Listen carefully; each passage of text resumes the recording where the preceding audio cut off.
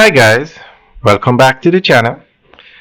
Today we are going to talk about the North Coast versus the South Coast redevelopment. Now straight ahead we're looking at SOL Harbour. It's two buildings, residential built by Proven, but they were built in Ocho Rios on the North Coast. Now these units have been completely sold out. As you can see, it's still under construction and the units are sold out.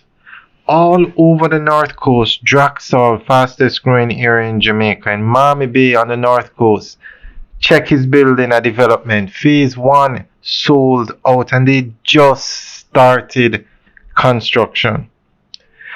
Now compare this to the South Coast.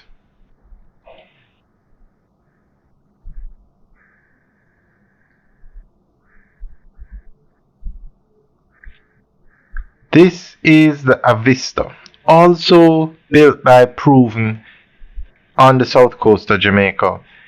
And it's not sold out, it's finished. It's not sold out, it's not even close to being sold out. Now, if this structure, it's a residential development in Mandeville.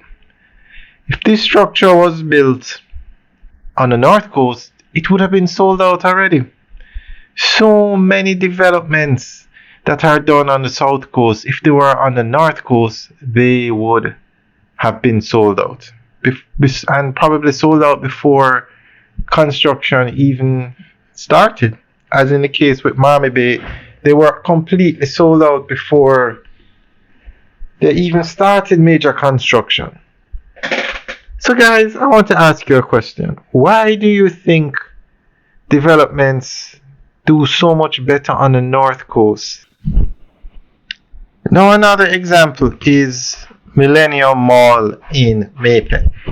A massive structure, one of the nicest malls ever built in Jamaica.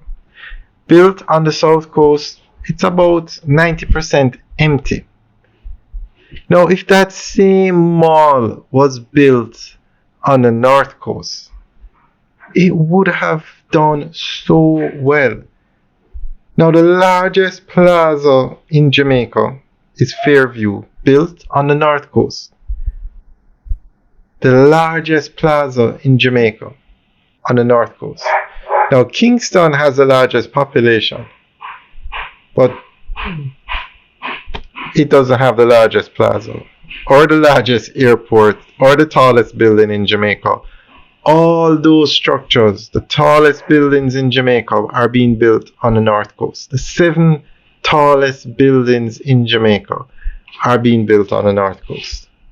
Not in Kingston, where you have the largest population. So guys, let us know what you think, why you think this is. Leave your comments in the section below. Now, the North Coast has 3 cruise ship piers, an international airport, and one of the best road networks in Jamaica. That probably could be one of the reasons. The roads on the south coast are some of the worst roads in Jamaica. You wouldn't believe that they are actually a main road. The government has invested a lot more resources in the roads on the north coast.